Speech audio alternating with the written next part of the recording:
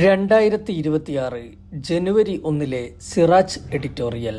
Crude oil വിലക്കുറവ് ഉപഭോക്താവിനും ലഭ്യമാകണം. ഉൽപാദന കേന്ദ്രങ്ങളിൽ വിലക്കുറവ് വന്നാൽ വിപണിയിലും പ്രതിഫലിക്കുകയാണ് പതിവ്.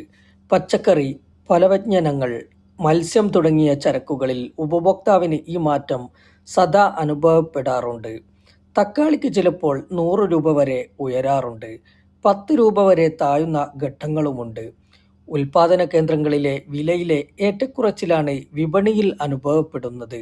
അതേസമയം ഉൽപാദന കേന്ദ്രങ്ങളിൽ വില എത്ര താഴ്ന്നാലും വിപണിയിൽ പ്രതിഫലിക്കാത്ത, ഉപഭോക്താവിന് അതിന്റെ ഗുണം അനുഭവിക്കാൻ ഭാഗ്യമില്ലാത്ത ഒരു ഉൽപ്പന്നമുണ്ട് രാജ്യത്ത്: ക്രൂഡ് ഓയിൽ. ക്രൂഡ് ഓയിലിന് അന്താരാഷ്ട്ര മാർക്കറ്റിൽ എത്ര വിലയിടിഞ്ഞാലും പമ്പുകളിൽ പെട്രോൾ, ഡീസൽ വില കുറയാറില്ല. 2014 അപേക്ഷിച്ച് ഈ വർഷം ക്രൂഡ് ഓയിൽ വില വളരെ കുറവാണ്. ബാരലിന് $80-90 ഉണ്ടായിരുന്ന ക്രൂഡ് ഓയിലിന്റെ വില 60-ൽ താഴെ എത്തി നിൽക്കുന്നു. താമസിയാതെ ഇത് $50-52 കൂപ്പുകുത്തുമെന്നാണ് പ്രവചനം. കഴിഞ്ഞ 6 മാസം രാജ്യം ഇറക്കുമതി ചെയ്ത ക്രൂഡ് ഓയിലിന്റെ വിലയിൽ തൊട്ടു മുമ്പത്തെ 6 മാസത്തെ വിലയെ അപേക്ഷിച്ച് 12% കുറവ് വന്നുവെന്ന റിപ്പോർട്ടും ക്രൂഡ് ഓയിലിന്റെ വില ഇടിവിലേക്ക് വിരൽ ചൂണ്ടുന്നു. ക്രൂഡ് ഓയിൽ വില കുത്തനെ ഇടിഞ്ഞിട്ടും പെട്രോൾ വില പഴയപടി തുടർന്ന് വൻ ലാഭമുണ്ടാക്കിക്കൊണ്ടിരിക്കുകയാണ് എണ്ണക്കമ്പനികൾ. രാജ്യത്ത് ഏറ്റവും വലിയ എണ്ണക്കമ്പനിയായ ഇന്ത്യൻ ഓയിൽ കോർപ്പറേഷന്റെ IOC അറ്റാദായം ഈ വർഷം ജൂലൈ മുതൽ സെപ്റ്റംബർ വരെയുള്ള കാലയളവിൽ 7610 കോടിയാണ്. കഴിഞ്ഞ വർഷം ഇതേ കാലയളവിൽ കമ്പനി 169.58 കോടി നഷ്ടത്തിലായിരുന്നു. ഭാരത് പെട്രോളിയം BPCL കമ്പനിയുടെ അറ്റാദായം 6442.5 കോടി വരും. മുൻ വർഷം 2397.23 കോടിയാണ്, 168% വളർച്ച.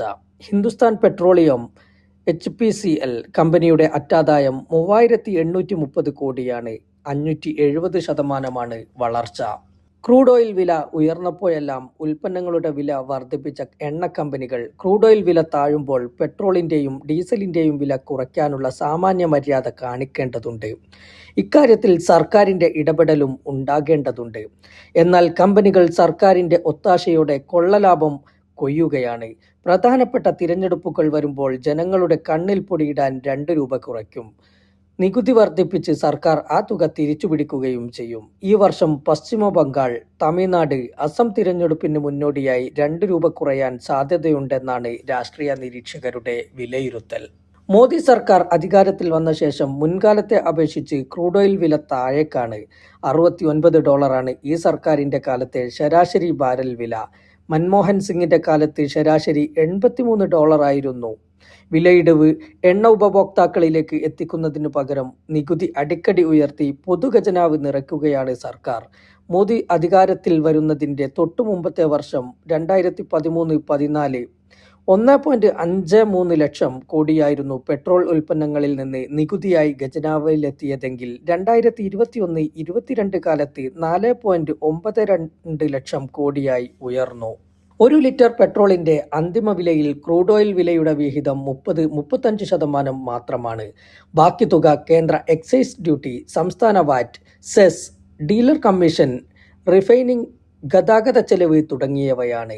ക്രൂഡ് ഓയിൽ വില പകുതിയായി കുറഞ്ഞാലും നികുതി കുറയ്ക്കുന്നില്ലെങ്കിൽ ഉപഭോക്താവിന് അതിന്റെ ഗുണം ലഭിക്കുന്നില്ല. അല്ലെങ്കിൽ കൊള്ളലാഭം അവസാനിപ്പിച്ച് മിതമായ ലാഭം എടുക്കാൻ എണ്ണക്കമ്പനികളോട് ആവശ്യപ്പെടണം. ഇതിന് സർക്കാർ സന്നദ്ധവുമല്ല. മുൻകാലങ്ങളിൽ ക്രൂഡ് ഓയിൽ വില ഉയർന്നപ്പോൾ സമാനമായി ഇന്ധനവില വർദ്ധിപ്പിക്കാൻ രാഷ്ട്രീയ കാരണങ്ങളാൽ സാധിച്ചില്ല. അത് നികത്താനാണ് ക്രൂഡ് ഓയിൽ വില കുറഞ്ഞിട്ടും ഉൽപ്പന്നങ്ങൾക്ക് വില കുറയ്ക്കാത്തതെന്നാണ് കമ്പനികളുടെ ഭാഗത്തു നിന്നുള്ള ഒരു ന്യായീകരണം. എന്നാൽ ക്രൂഡ് ഓയിലിന് വില വർദ്ധിച്ചപ്പോൾ നഷ്ടം സംഭവിച്ചിരുന്നെങ്കിൽ തന്നെ അത് നികത്താനാവശ്യമായതിന്റെ 10 മടങ്ങ് ലാഭം ഇതിനകം കമ്പനികൾ നേടിക്കഴിഞ്ഞു. ഇനിയും കൊള്ളവില തുടരുന്നതിന് ഒരു ന്യായീകരണവുമില്ല. ലാഭവും നഷ്ടവും പങ്കുവെക്കേണ്ടതാണെങ്കിൽ ക്രൂഡ് ഓയിലിന്റെ വില ഇടിയുമ്പോൾ അതിന്റെ ഗുണം ഉപഭോക്താവിന് ലഭിക്കേണ്ടതല്ലേ? വാഹന ഉടമകൾക്ക് വരുന്ന അധിക ബാധ്യതയിൽ മാത്രം ഒതുങ്ങുന്നില്ല ഇന്ധനവില വർധന. സാധാരണക്കാരുടെ ഗതാഗത ചെലവിൽ അത് വർധന സൃഷ്ടിക്കും. നിത്യോപയോഗ സാധനങ്ങൾ തുടങ്ങി നിത്യജീവിതവുമായി ബന്ധപ്പെട്ട എല്ലാ മേഖലകളിലും പ്രതിഫലിക്കും. വിലക്കയറ്റവും പണപ്പെരുപ്പവും നിയന്ത്രിക്കാനുള്ള സർക്കാർ നീക്കങ്ങളെയും ബാധിക്കും. പണപ്പെരുപ്പം കുറയ്ക്കാനായി റിസർവ് ബാങ്ക് പലിശ നിരക്ക് ഉയർത്തുമ്പോൾ സർക്കാരിന്റെ ഇന്ധന നികുതി നയം മറുവശത്ത് അതിന് വിഘാതം സൃഷ്ടിക്കുകയാണ്. Automatic tax adjustment. അന്താരാഷ്ട്ര വിപണിയിൽ ക്രൂഡ് ഓയിൽ വിലയിൽ മാറ്റം സംഭവിക്കുമ്പോൾ ഇന്ധന നികുതി സ്വയം താഴുകയോ ഉയരുകയോ ചെയ്യുന്ന അവസ്ഥ. സംവിധാനമാണ് ഇന്ധനവിലയിലെ ഈ കൊള്ള അവസാനിപ്പിക്കാൻ വിദഗ്ധർ നിർദ്ദേശിക്കുന്ന പരിഹാരം. എണ്ണക്കമ്പനികളുടെ മാർജിൻ നിർണയത്തിന് പാർലമെന്ററി സമിതി മേൽനോട്ടം വഹിക്കുകയും വേണം.